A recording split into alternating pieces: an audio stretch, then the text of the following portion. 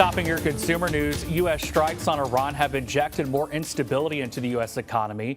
And while skyrocketing crude oil prices have pushed gas prices higher, the pumps aren't the only place consumers could feel a squeeze. Here's Karen Capa.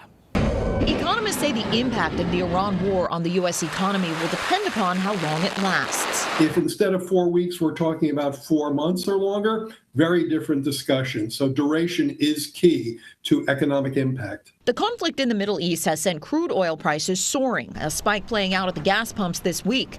Meghna Maharishi, airline reporter for Skift, says higher oil prices could eventually impact the cost of flying. It is hard to tell how much an increase in jet fuel prices might impact airfares, just because airfares are mostly a product of supply and demand, but jet fuel is definitely a factor. Covering higher transportation costs, whether by air or truck, impacts companies' bottom lines. The conflict is also prompting shipping vessels to avoid the Strait of Hormuz off Iran's southern coast.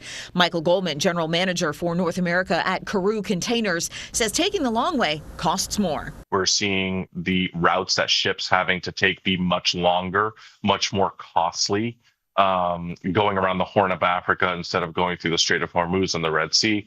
And we're definitely seeing cost increases to the carriers to make those journeys. Uncertainty about whether companies will increase the price of their goods and boost inflation may encourage the Federal Reserve to keep interest rates steady, delaying relief to American consumers collectively carrying record household debt from higher mortgage, credit card, and auto loan balances. In Washington, I'm Karen Capa.